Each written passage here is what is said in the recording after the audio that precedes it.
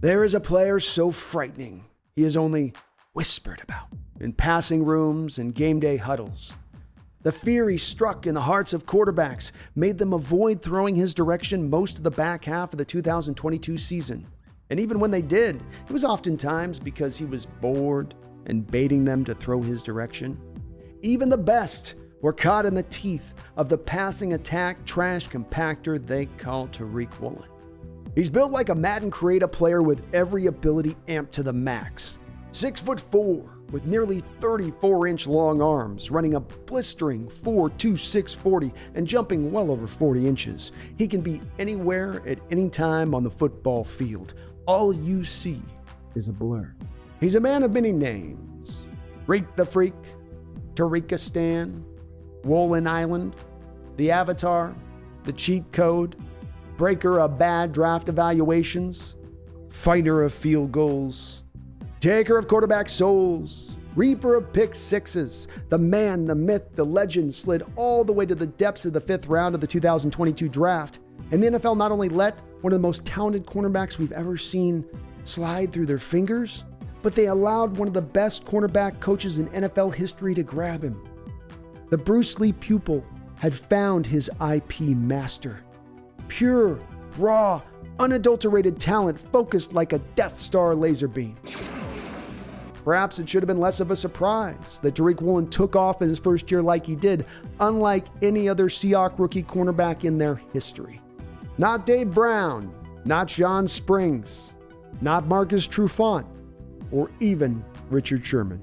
Woolen capped off a marvelous season in which he should have been named Defensive Rookie of the Year over the Handsy Ramsey, purveyor of the pulled jersey, or Gardner of the weak sauce. It was only the lack of targets in Woolen's direction through the back half of the 2022 season that could slow him down. Well, that and Tom Brady's illegal trip tackling technique. Tariq Woolen's superstar upside is hard to deny, and not just for the flashy interceptions, but the willingness to tackle, flow comfortably between different styles of coverage, and play with a swaggy, athletic confidence that belied his rookie standing and raw technique. To put it simply, the kid's just so damn gifted. But let's jump on into the tape. Let me show you what made this kid tick last year and why I truly do believe he's about ready to explode. Let's first and quickly take a look at all 6 interceptions from Woolen last year. 3 on go routes, 2 on comebacks, and 1 on an over route. First, he sets up Marcus Mariota just before halftime in week 3. He makes Mariota think he's drifting to the flat, away from his receiver's comeback route. This adds up to Mariota, Seattle leveraging their corners to keep Atlanta's receivers in bounds, so if a catch is made, the clock will run. Woolen jumps the route and high points the ball, an impressive first pick. A week later, he undercuts an over route, showing off the intelligence to know in cover 3 man-match situations that he can bail out of his cover 3 responsibility to carry the tight end across the field. From there, his effortless cheetah speed makes it look like he's jogging, while he runs right past the tight end and houses the pick. The very next week in Nolans, Reek ran the route better than the receiver. Quarterback didn't think he could pounce on the route that fast. He could, and did. The week after that, at home against the Cardinals, Kyler Murray, desperate to make a play, decided to go to his speedster Hollywood Brown on a 9 route. However, Woolen was step for step with the pint-sized Sooner and high-pointed the ball in a play that looked eerily similar to Richard Sherman's signature style of interception.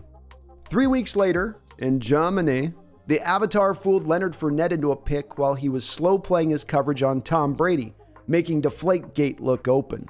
The bait factor came into play again 2 weeks later when Woolen baited the Rams quarterback into throwing a pick, knowing both the player he was covering was nowhere near as fast as him and that the Rams' backup quarterback didn't have the arm strength to push it up the field past Woolen's wheels. After getting this interception, he came back later in the game and almost did the exact same thing to the same quarterback. See how he just eases his drop into coverage, setting that hook in the water, making the quarterback think he sees separation. But there is no separation. It's all a ruse.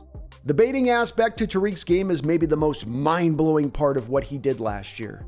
Here's this rookie, raw as hell, relying on sheer athletic brilliance, baiting quarterbacks into giving him a chance to make a play? And why did he start doing this? Because after being targeted 27 times in the first 6 weeks of the season, he was only targeted 19 times in the last 6, including multiple games with just one pass thrown his way. And the cheat code wasn't just baiting backups. Even the best in the world could fall prey to the hypnotic rattle of Woolen's slithery style. His instincts in coverage are also well beyond his years. Coach Carroll has referenced this as perhaps being a byproduct of having played receiver and knowing where the routes are going. It's an innate feel and just makes a guy already moving fast as hell look like he's going at light speed. Take this play against the Carolina Panthers, one of my favorites from Woolen last year. He drops into zone. The Panthers are running a go route from the slot and a comeback route with the outside receiver who is in Woolen's zone of coverage. The Seahawks have their strong safety in the box, and Quandre is the lone single high defender, though he's aligned to the right side of the field. Post-snap, quarterback Sam Darnold holds Diggs to the right side of the field by staring right at him, but quickly looks to the other side of the field and immediately uncorks a pass. As he's dropping into his bail technique, Woolen seems to have a strong intuition that the ball is going to go to the receiver up the seam. He confidently leaves the curl route wide open to jump the slot receiver's go route and just misses getting an interception by a finger. In fact, he holds his head after the play, probably realizing he was in a position to not just knock it down, but potentially pick it. Even he sometimes doesn't realize just how fast he truly is. Another notable part of Woolen's game was his ability to stay on top of short, in-cutting routes and curls after he was initially asked to drop into cover 3. He would often recognize after the snap that the teams were trying to attack his bail drop, and so he would confidently close on those routes. Here you have him against Mike Evans, one of the best in the business, where Reek starts to bail, sees the comeback route start to unfold, switches gears, and gets right back into Evans' hip pocket, making the tackle after the catch and preventing a first down. Now we got the Jets, operating from within their own end zone.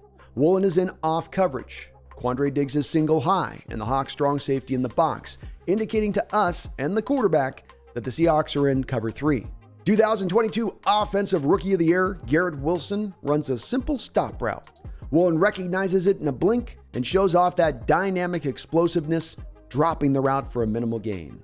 A couple plays later, Woolen is in off coverage. The receiver is supposed to run him deep and out of the flat, but Woolen doesn't take the cheese, releases the receiver to the safety over the top, and comes up on the flat route, tackling the back and again preventing the first down. Here against the Rams, the Hawks are in quarters, or quarters, half. Woolen's job is to stay on top, but he knows he has safety help deep, and that the Rams are probably going to try and run this play to the sticks for a first down, taking advantage of the Hawks' depth in coverage.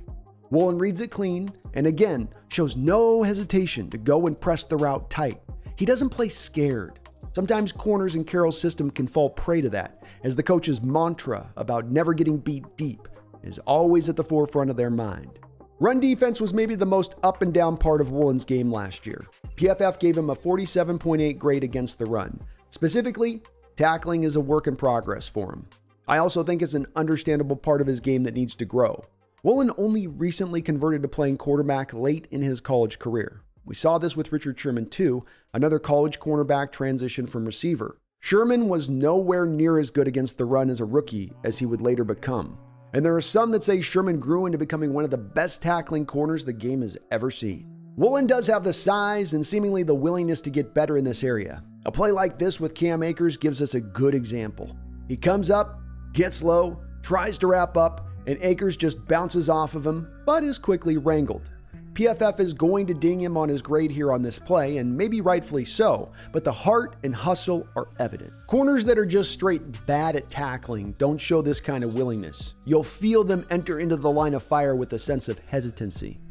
On this play against Tampa Bay, it's a throw to the flat. Reek's receiver tries to block Cody Barton to set up Woolen to have to tackle Leonard Fournette one-on-one. No easy task for any corner. Barton fights off the block well, but Woolen sticks his nose right in there, helping to lock up Fournette. 2 snaps here against the Raiders. First, Woolen comes up to help against maybe the best back in the league last year, Josh Jacobs. Seattle has stacked the box with a strong safety, and once he gets blocked, that leaves Woolen as the lone unblocked defender around the line. Woolen fills the hole and brings down Jacobs like he was setting a baby on the floor. Another play against the Raiders, and again Woolen off the same edge. He attacks the hole, wraps up Jacobs, And though he's not able to bring him down quickly, it's still only about a gain of 3.5. If the soul is willing for the young player, the tackling skill will come. Here's a double dip of Boye Mafe and Woolen taking down the Jets running back for no gain. The point here is Woolen is going to rally to the ball. He's not going to do that old cornerback trick of making business decisions on a football field. This last run I wanted to show you really speaks to Woolen's willingness to be physical and fast against the run. Let's set the stage. The ex-receiver is going to ignore Woolen and block down on Bruce Irvin. Trent Williams, post-snap, heads to the second level and easily gets Jordan Brooks off his feet. Cody Barton finds himself also pinned out of the play by another second-level block. This looks like trouble. But Woolen aggressively presses into the backfield, takes on the lead block of fullback Kyle Juszczyk like a linebacker, and then gets a little creative with his feet, doing a no-look trip of Christian McCaffrey just as he's going past. It would have been impressive enough to take on the lead block in the backfield like he did. Making the play on top of it? What can I say? The kid does special things. One of the great NFL debates last year was who was better, rookie Tariq Woolen or Jets rookie corner Ahmad Gardner, who eventually did go on to win Defensive Rookie of the Year. With both of these guys just starting their career, this will be a debate that will probably rage on into the future.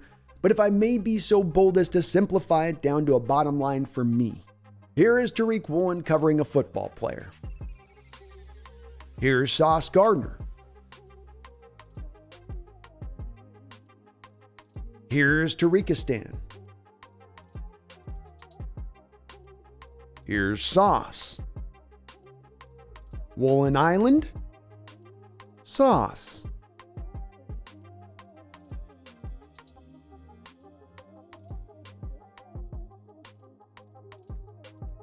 No holding. Holding.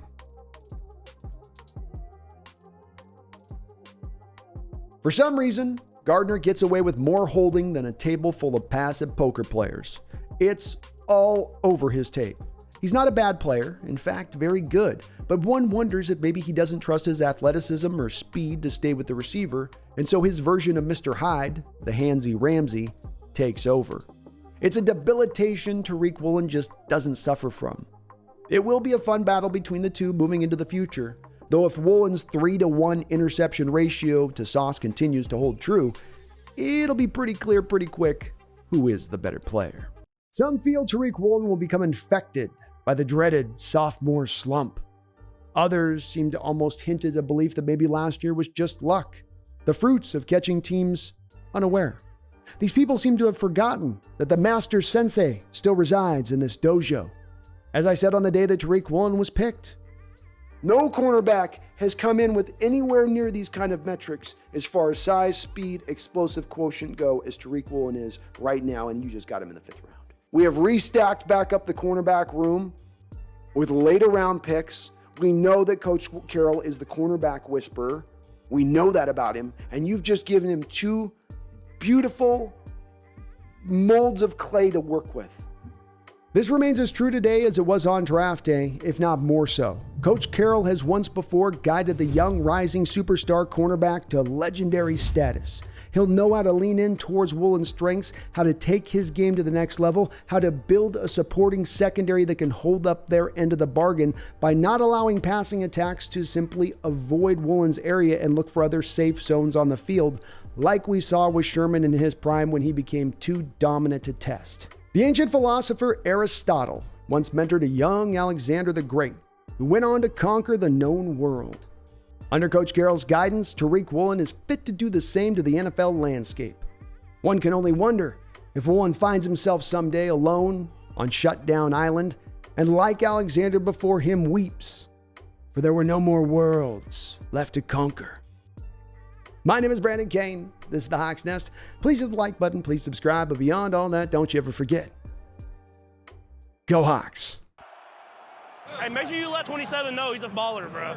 Yeah. Let him know I said that. Have you ever had a player who was a Pro Bowl level at that rate and so raw and so much room to grow? I mean, his floor is a lot higher than most people's floors, right? Yeah, I thought Ty Law was a great player in New England. He had great awareness and great sense. He was a lot like Sherm. I've never coached anybody that has as many skills as he has. He's got everything you could want. and he doesn't have to know everything to play well. You know, I mean, when he was playing last year, learning how to do it and all, he had a terrific season for his first time out. And so we just think about if we can clean up this and clean up that, he's just going to be so much more difficult to deal with. And he's totally on board. We're all in it together to get that worked out.